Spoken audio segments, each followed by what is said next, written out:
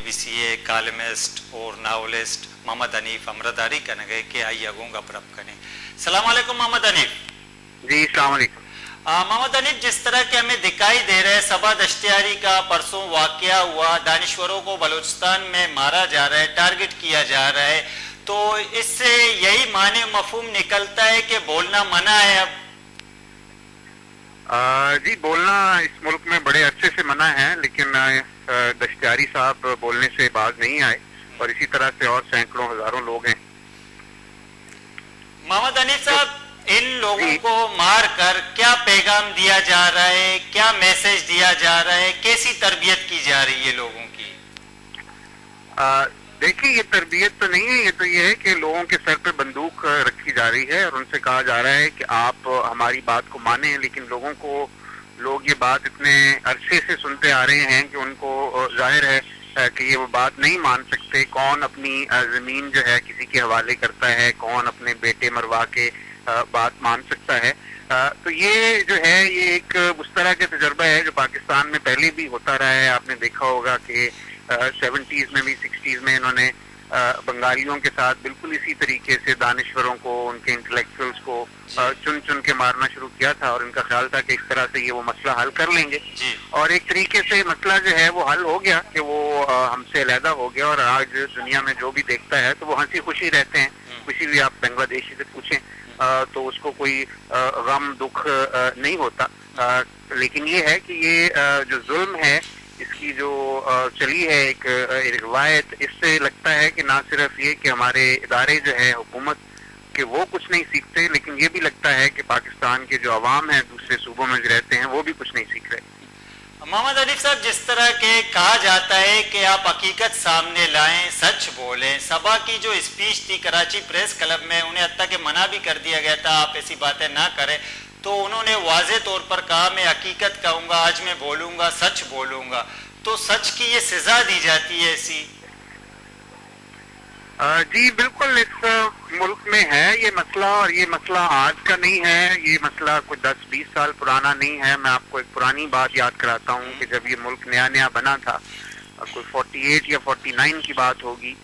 उस वक्त के आप हालात सोचें कि लाखों लोग बेघर थे,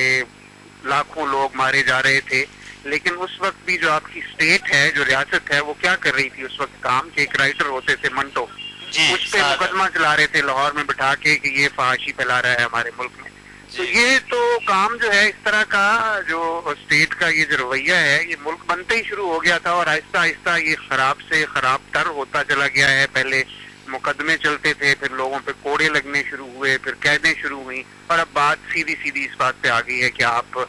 को जिसकी बात पसंद नहीं है उसको गोली मार दो ताकि दूसरे डर के चुप हो जाएं। लेकिन पहले भी हमने ये देखा है कि लोग डर के इस तरह का जब जुल्म होता है तो चुप तो नहीं होते। लेकिन मोहम्मद हनीफ, हम देखते भी हैं कि अगर चुप नहीं होते तो उनको सजा कैसी मिलती है? जी है, ये बिल्कुल डरा सकते हैं आप लोगों को और मेरा ख्याल है काफी मीडिया में लोग जो हैं वो खास तौर पे जब भी बलूचिस्तान का मसला आता है, बलूचिस्तान की वो खबर आती है, आपने भी नोट किया होगा, मैंने भी नोट किया है कि जो हमारे अखबार और टीवी चैनल्स हैं उनका रवैया उसकी तरफ कुछ और सहमा सा होता है, कुछ डरा सा होता है, वो बड़ा बच बचा के खबर चलाते हैं। लेकिन ये है कि ये सिलसिला ज्यादा देर तक चल नहीं सकता। मेरा ख्याल है इस तरह से जो है जबर से कोई रियासत जो है कितने अरसे तक अपने आप को चला सकती है। इसी तरह मोहम्मद अली, जिस दिन परसों 1 जून को के सबा दश्तियारी का वाकया हुआ तो एक बड़े अखबार ने उनकी शहादत की खबर बैक पेज पर 2 कालमी लगाई और चित्राल प्रेस क्लब की जो इजलास की खबर थी वो फ्रंट के अपर हाफ पर सिंगल कॉलम में लगी थी। अब लगता है कि उसकी शहादत की, उसके वाकया की एक प्रोफेसर के इतनी अहमियत नहीं है कि उसे फ्रंट या सफ़े अव्वल पर जगह दी जाए, बजाय ये बिल्कुल एग्जैक्टली आपके जो बुजुर्ग हैं हमारे हमें वो बताते हैं कि एग्जैक्टली 70 में सूरत हाल बिल्कुल यही थी। वहाँ पे बांग्लादेश में सैकड़ों लोग रोज मारे जा रहे थे और यहाँ पे बाकी जो था मगरबी पाकिस्तान, उसमें किसी को कुछ नहीं पता था, अखबारों में खबरें छपती भी नहीं थी और जो लोग कभी को तबसरा करते थे तो वो भी ये कहते थे कि जी हमें नहीं पता कि ये कौन कर रहा है, हालांकि सबको पता था कि ये कौन कर रहा है। और उसी तरह का रवैया जो है وہ اس وقت میڈیا کا پاکستان میں ہے، بلکہ بلوچستان کے حوالے سے ایک بزرگ نے کل ہی مجھے کہا کہ جو میڈیا ہے پاکستان کا مین سٹریم میڈیا، یہ لگتا ہے ایسے جیسے کوئی گٹر باغیچہ ہے کہ یہ بالکل اس کو کوئی سمجھ نہیں آتی کہ اس ملک میں، اس ملک کے ایک حصے میں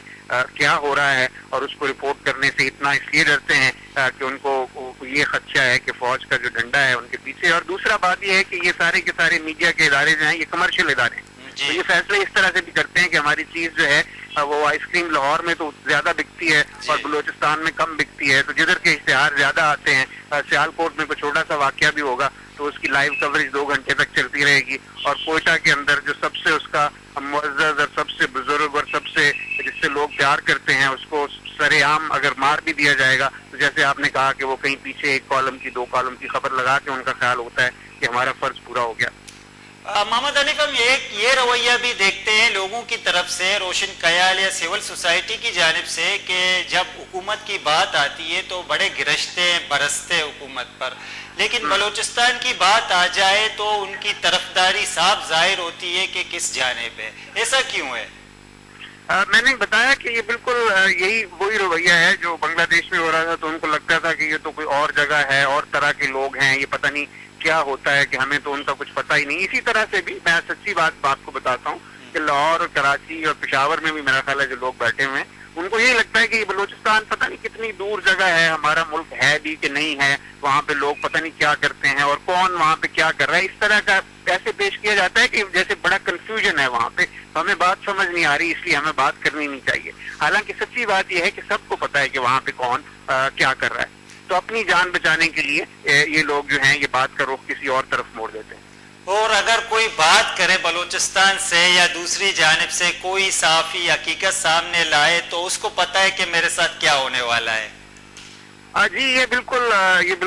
صحیح ہے. کئی سالوں سے یہ سلسلہ چل رہا ہے. میرے خود ساتھی رپورٹرز ہیں، انہوں نے جا کے بلوچستان میں رپورٹنگ کی کوشش کی ہے، اور جیسے ہی وہ بارڈر کراس کرتے ہیں تو ان کی ٹریکنگ شروع ہو جاتی ہے، ان کو فون آنے شروع ہو جاتے ہیں، ان کی دھمکیاں آنی شروع ہو جاتی ہیں، اور بعض کو اٹھا کے لے بھی جاتے ہیں، سمجھا بجا کے بارڈر کراس کرا کے واپس کر دیتے ہیں. تو بالکل رویہ ان کا ایسے ہوتا ہے جیسے بلوچستان میں آپ داخل ہو رہے ہوں تو جیسے آپ کسی غیر ملک میں، کسی دشمن ملک میں داخل ہو رہے ہوں، اور جو کہ مقبوضہ علاقے جیسے ہوتے ہیں کہ جہاں پہ قبضہ ہے کسی کا، وہاں پہ کوئی آزاد طریقے سے نہ داخل ہو سکتا ہے نہ رپورٹنگ کر سکتا ہے. محمد حنیف، آپ کا بہت بہت شکریہ، آپ نے وقت نکالا ہمارے پروگرام میں حصہ لیا. گلے چاروں کا محمد حنیف کہ وقت یک ناولسٹ یک مثال وشیں داتی کہ میڈیا یا کہ اما گروپس آئی چارہ کہ میں آئس کریم میں یا کہ میں کوشیں یا کہ میں دستمالیں کجا گیش بابی اگر سیالکوٹا بابتے گڑا آئیے منولے دپیگ گاریں گڑا دپیگے سرا 2 ساعت 2 کلاک یا کنچے سٹوری جوڑ کنن تھے گشے گا اے منولے دپیگے گار بیگ ناگا ساکی وہ جاپان ہے اما اندو دمگا کہ ایٹم بم دور دیکھ بیتا آئیے برابر ہے. درائیں چاروک ایجانا کائیں درائیں استرابا کائیں تے 21ویں 21ویں صدیہ منولے دپیگے گار بیگے علمیہ سک دے مارو بلے ماں یکم جون اولی روچا کہ وجہ سبا واقعہ بیتگا آئیے واقع ہے کہ بلائیں واقع بلوچستان اثر انداز بیتگا یک مزن روتا کیے کہ گوشی منی روتا گروپ گوشی منی روتا سر جمع سر تسر پاکستانا یک کے دمانا شنگ درستان عالی مانا مچارہ کے آئیے بیگ پیجا 2 کالم شنگ کنک بیتا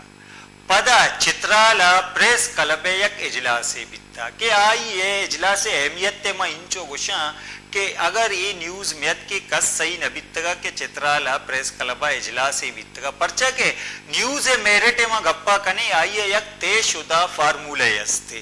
فارمولہ اسی کہ واقعہ چنچو اثر انداز بیتا ہوتی اندو دمگا ہوتی چپو چاگردہ سبای واقعہ وجہ سبای واقعہ ارکسہ دستگا کنچچو اثر انداز بیتگا شی ادہ بلوچستان ہے سیاست تا یہ اثر دور داتگا علمی حلقے چچو اثری دور داتگا آ بلائیں مزنے ٹو اے نیوز یا پرچہ نیوز ہے اثر انداز بیگ وطی میرٹا وط پیشداری نہیں آ بے کہیں بلے اب پریس کلبے کے اجلاسہ کا صحیح نے اچ اثر نداری تے آ فرنٹ ہے ای وڑے رویہ دے مات نی بریک یہ واد بیتا بریک ازیرے بریک ارمتی گپا دے مات